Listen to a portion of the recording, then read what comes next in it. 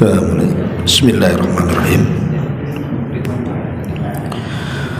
Assalamualaikum warahmatullahi wabarakatuh.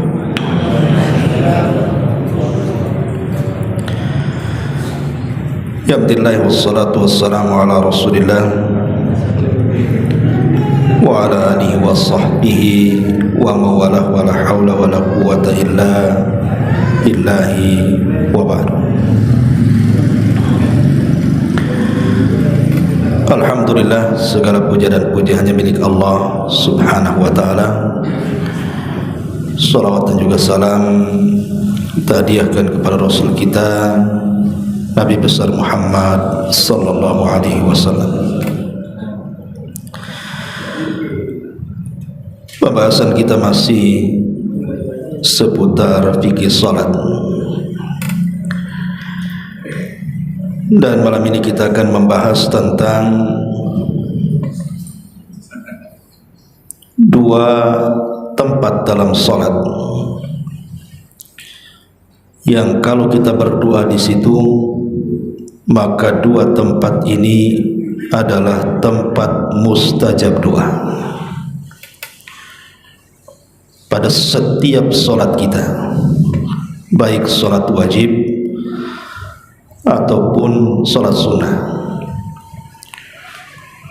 Maka jangan sia-siakan dua tempat dalam salat ini, perbanyak doa di situ. Ma'asyiral muslimin yang dimuliakan Allah subhanahu wa ta'ala, sebenarnya kalau kita melihat makna daripada salat itu sendiri, salat sendiri artinya doa, tetapi secara istilah tentu berbeda, karena secara istilah dimulai dari takbiratul ihram dan diakhiri dengan salam. Tempat-tempat doa dalam salat itu terbagi menjadi dua.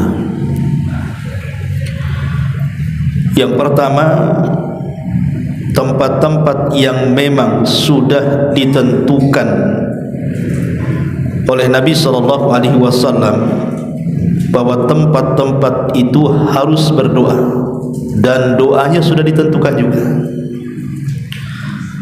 Artinya tidak boleh membuat doa yang baru, karena sudah ditentukan, tempatnya ditentukan, lafadznya ditentukan. Dan itu ada di beberapa tempat dalam doa. Pertama, ketika setelah takbiratul ihram, di situ ada doa istiftah namanya, dan lafaz-lafaznya juga sudah ditentukan. Dan lafaz-lafaz istiftah ini banyak bentuknya. Kalau antum memang hafal, maka boleh sekali-kali menggunakan yang ini, sekali-kali menggunakan yang itu, kalau memang semua antum hafal. Tapi kalau tidak hafal, yang antum hafal saja. Kemudian yang kedua, saat ruku, di situ juga dianjurkan berdoa. Biasa Nabi SAW di akhir hayatnya banyak membaca subhanakallahumma rabbana wa bihamdika allahumma firli. Doa ini dibaca oleh Nabi SAW setelah Fathu Mekah, karena Allah subhanahu wa ta'ala berfirman, idza jaa nasrullahi wal fath wa ra'aitan nas yadkhuluna fi dinillahi afwaja fasabbih bihamdi rabbika wastaghfir innahu kana tawwaba. Apabila datang pertolongan dan pembukaan kota Mekah, engkau lihat manusia berdatangan untuk masuk Islam, rombongan-rombongan, maka Allah katakan apa? Fasabbih, bertasbihlah, bihamdi rabbika, dengan memuji Rabbmu, wastaghfir, dan mintalah ampun, innahu kana tawwaba, karena dia zat yang maha pengampun lagi penerima taubat. Setelah turun ayat ini, artinya peristiwanya setelah Fatu Mekah.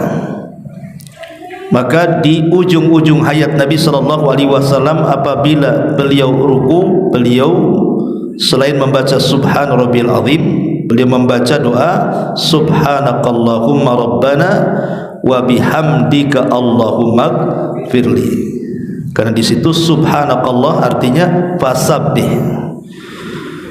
Allahumma Rabbana wa bihamdik, bihamdi rabbik, wastaghfir artinya Allahumma firli. Jadi tersusun 3 kata, tasbih, tahmid, istighfar. Ma'asyiral muslimin yang muliakan Allah Azza wa Jalla, ini yang kedua. Yang ketiga, saat bangkit daripada ruku alias i'tidal, di situ juga tempat doa. Terkadang Nabi SAW membaca Allahumma lakal hamdu mil'us sama'i wa mil'ul ardi wa mil'u ma syi'ta min syai'in ba'du. Allahumma tahhirni bithalji wal bardi wal ma'il barid.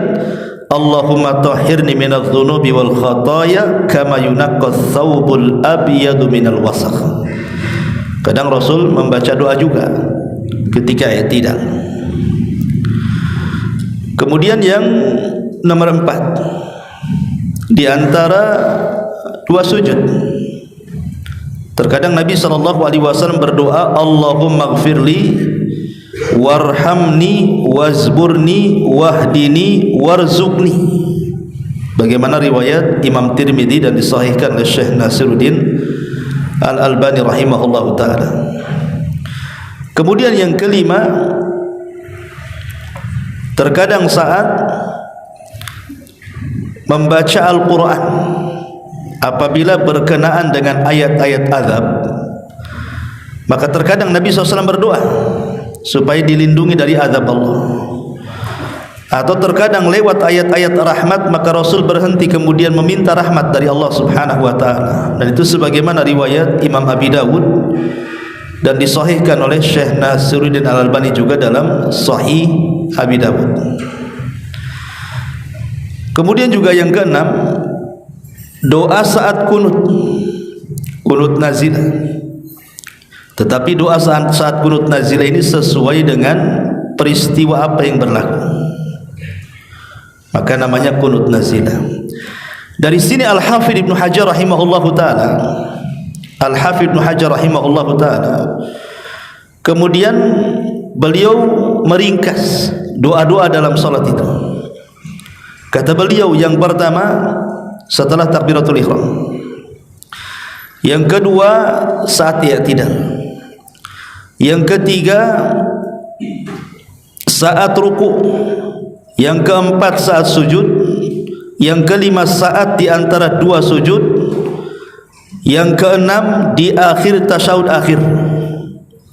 Kemudian yang nomor 8 saat kunut, ima kunut subuh atau kunut nazilah gitu ya. Kemudian juga ditambah dalam kondisi tadi membaca ayat azab dan membaca ayat rahmat. Ma'asyiral muslimin yang muliakan Allah Azza wa Jalla. Tetapi yang ingin saya jelaskan bukan ini, tapi tema yang kita akan bahas di malam hari ini adalah 2 tempat dalam solat yang kalau antum berdoa di situ maka mustajab doanya. Apa yang dimaksud 2 tempat ini? Yang pertama indas sujud, saat sujud. Inilah doa yang paling mustajab, ikhwan. Tentu maksudnya setelah antum membaca kewajiban Subhana Rabbiyal A'la, yang minimal 3 kali, yang wajib kan 1 kali. Kemudian setelah itu antum berdoa. Ini tempat yang sangat mustajab doanya. Dan yang kedua nanti saya terangkan di akhir tasyahud akhir sebelum salam. Ini waktu yang sangat mustajab, doa sebelum salam setelah tasyahud akhir. Baik, kita akan bahas satu persatu. Ma'asyiral muslimin yang dimuliakan Allah Subhanahu wa ta'ala, sering saya katakan bahwa posisi hamba ketika sujud itu adalah posisi di mana dia sangat dekat dengan Allah Subhanahu wa taala. Dan itu dijelaskan dalam hadis Muslim. Kata Nabi sallallahu alaihi wasallam, aqrabu ma yakunul 'abdu min rabbih wa huwa sajidun fa aktsiru du'a. Berhubungan dengan Allah Subhanahu wa taala adalah tatkala dia sedang sujud. Maka kata Nabi sallallahu alaihi wasallam, perbanyak oleh kalian doa. Kenapa sujud itu kemudian paling dekat kita dengan Allah Subhanahu wa taala, seorang hamba dengan Allah Subhanahu wa taala? Karena dalam posisi seperti ini kita sedang menghinakan diri. Lihat kalau antum ada orang yang bersalah kemudian minta maaf sampai sujud-sujud, itu menunjukkan kan dia merasa bersalah betul dan ingin dimaafkan kan itu. Ada orang itu kalau minta maaf sampai sujud-sujud kan itu ya. Karena entah apa bagaimana lagi yang harus dia lakukan kan. Minta maaf dengan lisan sudah ditolak, minta maaf lewat orang ditolak, datang ditolak.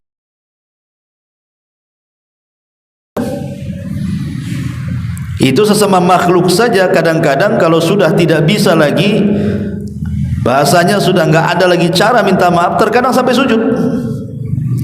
Padahal tidak boleh.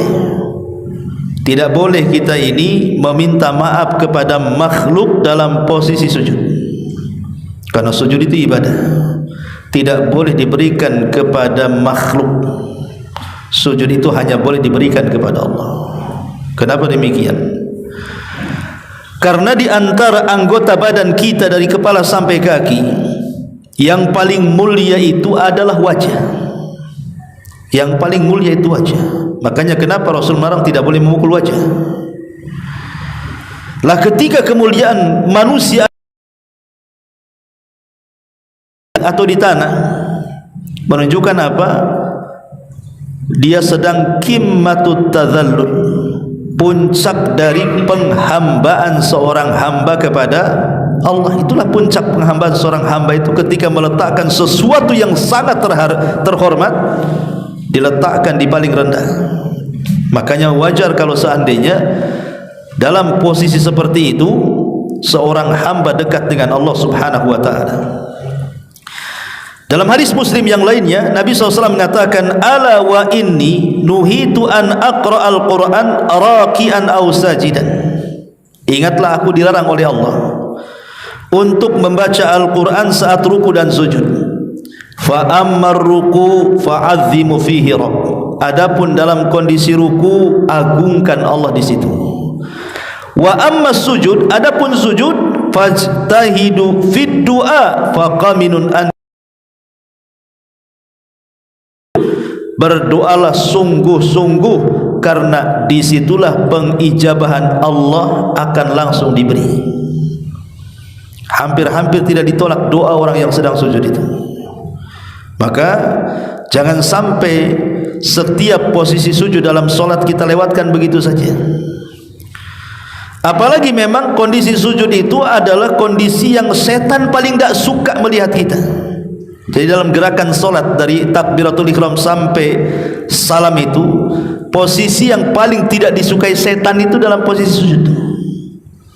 Makanya setan ini kalau ada melihat hamba Allah Bani Adam sedang sujud, dia nangis. Bisa nangis iblis itu. Dan iblis mengatakan, ya wailah, duhai celaka aku. Umira ibnu Adam bisujud fasajada falahul jannah. Orang ini diperintahkan Allah sujud, dia pula sujud, dia masuk surga. Wa umirtu bisujud fa abaitu falyannar. Tapi ketika Allah memerintahkan aku sujud, aku pula enggan sujud, Allah janjikan neraka pada aku, katanya. Jadi dalam posisi sujud itu setan tersakiti dengan kita itu. Makanya harus betul-betul sujud itu, jangan asal-asalan. Ya, harus betul-betul mengikuti anggota rukun sujud. Dua kaki, dua lutut, dua tangan, dahi dan hidung harus nempel betul-betul. Jangan ketika sujud kakinya pula terangkat. Ya, jadi anggota sujud itu harus 7 anggota harus nempel di bumi. Kalau tidak sah sujud. Dan kalau bisa sikut itu dijauhkan dari lambung supaya sungguh-sungguh sujudnya. Kalau sikut itu nempel di lambung itu dilarang, karena itu akan seperti model duduknya anjing. Rasul melarang, tidak boleh kita duduk sujud seperti duduknya anjing. Jauhkan dari lambung. Ma'asyiral muslimin yang dimuliakan Allah Azza wa Jalla. Makanya kalau kita lihat hadis syafaat pada hari kiamat, ketika semua manusia datang kepada Nabi Adam minta syafaat, tapi Adam menolaknya karena dia punya dosa yang tidak mungkin Adam memberikan syafaat. Maka Adam menganjurkan datang kepada Nabi Nuh.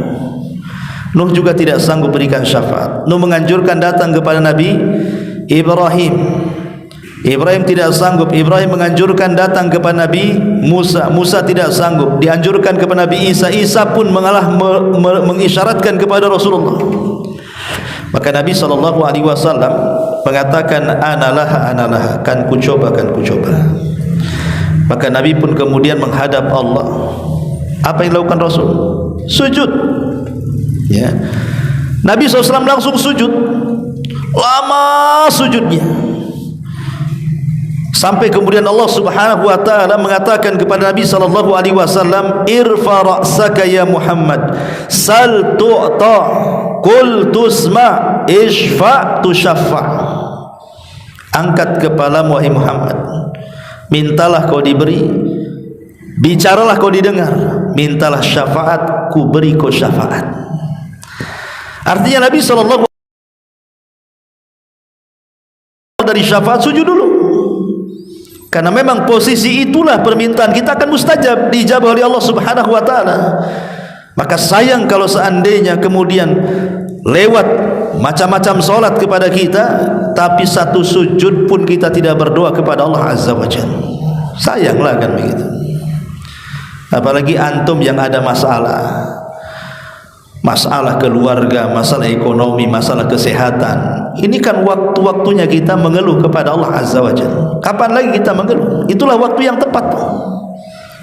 Eluhkan dalam sujud kita itu setiap perkara kita kepada Allah Azza wa Jalla. Allah pasti mendengarnya. Ma'asyiral muslimin yang dimuliakan Allah Azza wa Jalla. Taib, sekarang ada pertanyaan seperti ini. Ustaz, apakah doa dalam sujud itu setelah membaca Subhan Rabbiyal A'la, apakah harus menggunakan bahasa Arab? Pertanyaannya, boleh enggak saya pakai bahasa Melayu, bahasa Jawa, bahasa Padang, bahasa Alor? Serah. Boleh enggak menggunakan bahasa daerah?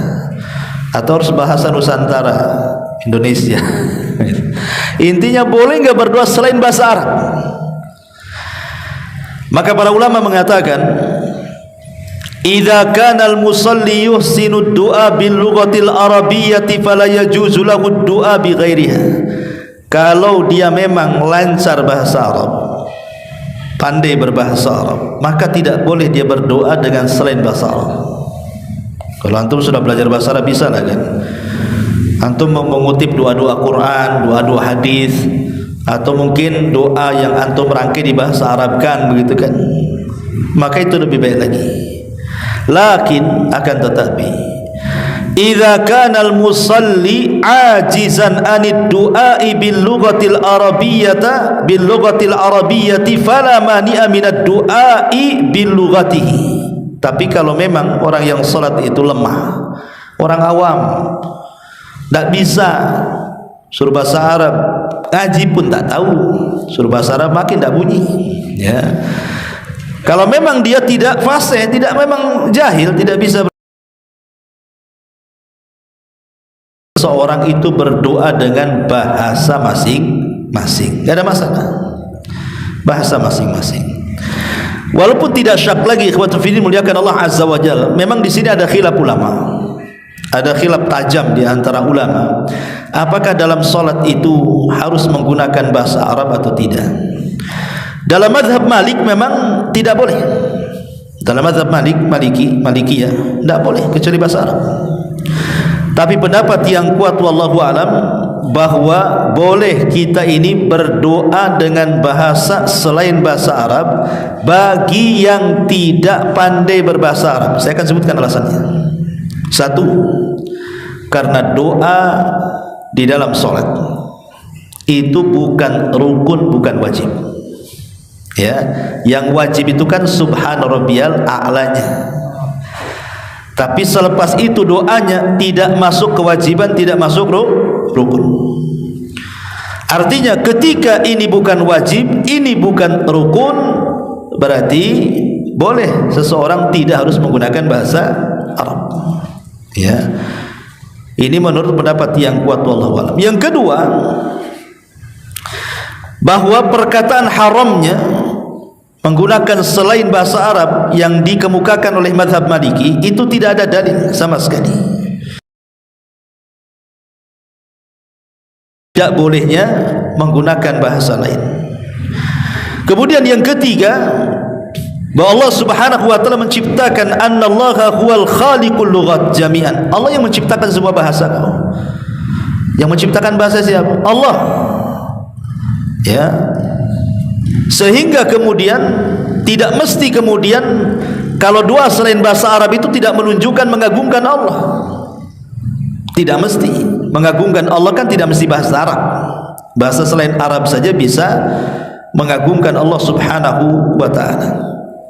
Kemudian yang keempat, bahwa Islam ini adalah risalah untuk orang Singapura, Malaysia, satu dunia. Sementara tidak semua berbahasa Arab kan gitu ya. Ada orang-orang yang tidak bisa berbahasa Arab. Lah karena Islam juga risalah bagi semua alam, dan semua alam itu juga berselisih cara ngomongnya dengan berbagai macam bahasa dan jenisnya, sehingga tidak ada masalah menggunakan selain bahasa Arab bagi yang tidak bisa bahasa Arab. Kalau seandainya yang kelima, kalau seandainya disyaratkan doa itu harus pakai bahasa Arab, nanti sulit ikhwan. Nanti yang berdoa itu yang bisa bahasa Arab aja jadinya. Kalau seandainya syarat doa harus bahasa Arab, berarti orang Arab yang berdoa. Antum orang kampung pisang sini nggak bisa berdoa lah pakai bahasa Melayu kan, itu ya kan. Mana pula kan. Ya, jadi akan sulit ya, masyaqqah gitu. Makanya pendapat yang kuat wallahu alam bahwa berdoa dengan selain bahasa Arab dibolehkan bagi yang tidak yuhsin al-lughatal arabiyyah, yang tidak pandai berbahasa Arab. Taib. Dari sini kita katakan boleh berdoa selain Arab. Pertanyaan kedua, di mana letak doa? Apakah dalam hati ataukah di lisan? Sekarang kita sudah katakan pendapat yang kuat wallahu alam boleh. Pertanyaannya, boleh enggak diucap? Umpamanya ketika sujud, subhana rabbiyal a'la, subhana rabbiyal a'la, subhana rabbiyal a'la, kemudian antum katakan, ya Allah, utang saya banyak kali ya Allah, tolonglah kasih jalan keluar. Kayak ngomong gitu kan ketika sujud. Ataukah diam saja diomongkan dalam hati? Pertanyaannya di sini. Maka para ulama mengatakan bahwa doa itu harus dengan lisan, baru dikatakan kalam. Kalau dalam hati itu. Tetapi ulama mengatakan bahwa al-adhkar wal ad'iyata wal aqwal al-masyru'ata la budda fiha min harakatil lisan. Zikir, doa atau perkataan-perkataan yang disyariatkan mengharuskan ada gerakan lisan. Gerakan lisan. Ya minimalnya kitalah yang dengar, orang enggak usah tahu. Ya. Jadi di sini bahwa ketika kita berdoa saat sujud itu bukan dalam hati tetapi dalam lisan, digerakkan lisan kita. Ngomong apa kita, mau apa di situ, ngomong di situ. Tapi jangan kencang-kencang, nanti kedengaran orang sebelah. Kan itu. Tahu banyak utang ini. Kenapa? Doanya tuh nampak dengar kan gitu kan. Nah, jadi intinya bahwa cukuplah hanya kita dengan Allah yang tahu, tapi digerakkan lisan itu. Supaya itulah bentuk doa dan zikir itu. Tapi ma'asyiral muslimin yang dimuliakan Allah Azza wa Jalla. Pertanyaan yang ketiga, Apakah doa dalam sujud itu dikhususkan pada rakaat terakhir, sujud terakhir? Karena kita sering melihat, ya, kalau sujud rakaat pertama slow, rakaat kedua slow, rakaat ketiga sudah lama kali. Kalau ditanya kenapa kok lama, sedang berdoa katanya. Apakah memang seperti itu? Mengkhususkan doa itu hanya di sujud terakhir. Asy-Syaikh Ibnu Utsaimin rahimahullahu taala pernah ditanya tentang hukum italatus sajdatil akhirati fi salati min ajli doa, memanjangkan sujud dalam sujud akhir salat karena sebuah doa, apakah termasuk sunnah atau tidak? Maka beliau mengatakan tidak termasuk sunnah. Li'anna sunnata an takuna af'alus salati mutaqaribah. Karena di antara sunnah salat itu, antara perbuatan salat satu dengan perbuatan salat yang lainnya, waktunya itu harus sama. Kalaupun selisih sedikit, ya. Baik ketika ruku, baik ketika i'tidal, baik ketika sujud, baik ketika duduk di antara dua sujud, harus sama. Jangan rakaat pertama sujudnya sebentar, rakaat kedua pula sujudnya lama sekali. Tidak boleh seperti itu. Ini bukan sunnah. Ya. Dari sini kita tahu bahwa berdoa dalam sujud itu bukan kekhususan di sujud terakhir, tetapi doa itu berlaku pada semua sujud pada setiap rakaat. Ya, enggak apa-apa untuk ulang-ulang. Pamannya antum salat sunnah, karena kalau salat wajib kan biasanya belum sempat doa imam sudah takbir kan itu ya. Tapi kan dalam salat sunnah mungkin antum lama kan. Pamannya antum qobliyah atau ba'diyah lah. Antum salat 2 rakaat, rakaat pertama sujud, dalam rakaat pertama sujud lama-lama enggak apa-apa. Nanti doa ini diulang lagi pada rakaat kedua, pada sujud yang kedua, tidak ada masalah. Itu yang sunnah hukumnya. Justru kalau seandainya diulang-ulang doa pada setiap sujud itu lebih mustajab lagi daripada dikhususkan yang tidak ada dalilnya. Ya, jadi ini juga perhatian kepada imam. Anda yang jadi imam dimanapun berada, kadang-kadang dilamakan pula sujud terakhirnya itu. Tidak ada contohnya, tidak ada sunnahnya. Gerakan solat itu harus sama. Ya, waktunya itu harus sama. Tidak boleh yang satu panjang sekali, yang satu pendek sekali. Itu kata Syekh Utsaimin bukan sunnah. Dalilnya apa?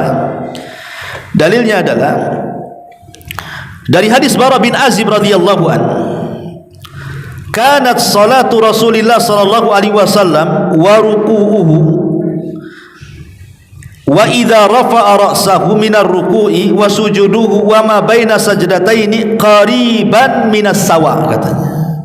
Kata Bara bin Azib radhiyallahu an, adalah salatnya Rasul ketika ruku, kemudian mengangkat kepala dari ruku, kemudian sujud, kemudian duduk di antara dua sujud, itu waktunya sama.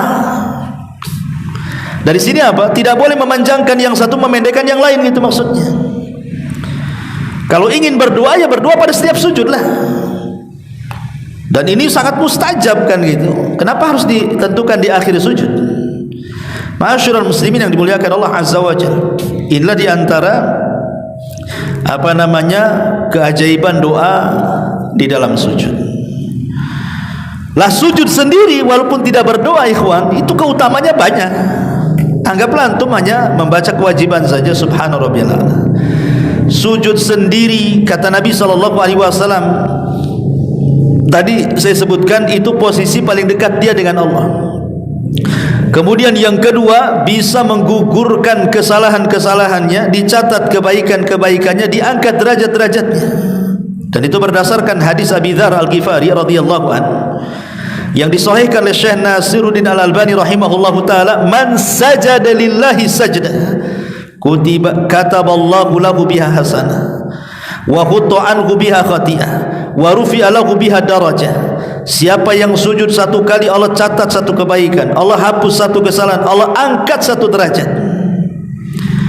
Bahkan Nabi SAW mengatakan, apabila seseorang itu sholat, maka Allah letakkan dosa di kepala dan pundaknya.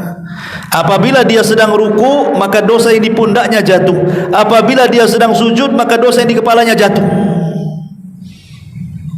Dan ini berdasarkan hadis Nabi sallallahu alaihi wasallam, ya. Kata Nabi sallallahu alaihi wasallam dalam sebuah hadis, jadi Allah Subhanahu wa taala as-salatu utiya bidzunubihi kulliha fawudiat ala atiqihi fakullama raka'a wa sajada tasaqatat anhu. Jadi setiap salat itu akan datangkan dosa-dosanya kemudian diletakkan di antara kepala dan bahunya. Apabila dia ruku dan sujud, berjatuhanlah dosa-dosa kita itu. Jadi sujud ini tanpa doa saja keutamanya luar biasa itu kan. Bahkan Nabi SAW ketika Rabi'ah ibn Ka'b al-Aslami yang banyak membantu Rasul, anak kecil itu, kemudian Rasul mengatakan, kau sudah banyak membantuku wahai Rabi'ah, minta sesuatu kepada aku. Kata Rabi'ah, ya, aku hanya ingin menjadi temanmu di sorga. Kata Rasul, baik, tetapi tolong bantu keinginanmu, perbanyak sujud, katanya. Ya, jadi sujud adalah satu jalan menuju surga Allah Subhanahu wa taala. Ini yang pertama, letak doa yang sangat-sangat mustajab adalah saat sujud. Pada setiap sujud dalam rakaat, baik pada solat sunnah atau pada solat wajib. Ini yang pertama. Yang kedua, doa di akhir tasyahud. Doa di akhir tasyahud. Doa di akhir tasyahud, Nabi sallallahu akhtar minal mas'alati ma tasha. Kata Rasul dalam riwayat Muslim, setelah kita ini membaca tasyahud, maksudnya at-tahiyat sampai kepada syahadat, sampai kepada solawat, kemudian kita membaca 4 perlindungan dari azab jahanam, azab kubur, fitnah kehidupan dan kematian, dan fitnah dajjal. Setelah itu kata Rasulullah, summa litakhtar minal mas'alati ma tasha. Kemudian kalian tinggal pilih doa mana saja yang terkait dengan masalahmu, doa di situ sebelum salam. Kira-kira antum ada masalah apa? Ya, masalah keuangan, masalah kesehatan, masalah ekonomi, masalah apa? Masalah keluarga, jomblo tak kawin-kawin, ya, duda tak kawin-kawin juga. Ada masalah apa antum? Minta di situ.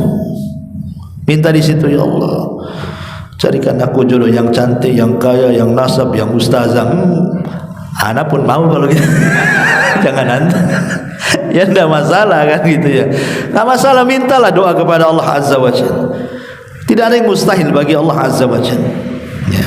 Ma'asyiral muslimin yang dimuliakan Allah Azza wa Jalla. Para ulama mengatakan, i'lam anna du'a ba'da tasyahudil akhir masyru' bidakhilah. Doa setelah tasyahud akhir itu disyariatkan tanpa khilaf para ulama. Wa'lam anna hadad du'a mustahabbun laisa biwajibin. Ketahuilah bahwa doa di akhir tasyahud itu sebelum salam bukan wajib, tetapi hanya sunnah saja. Berarti di sini kalau sunnah hukumnya sama dengan doa saat sujud. Nanti pertanyaan-pertanyaan tadi jawabannya sama. Boleh enggak berdoa dengan selain bahasa Arab? Boleh.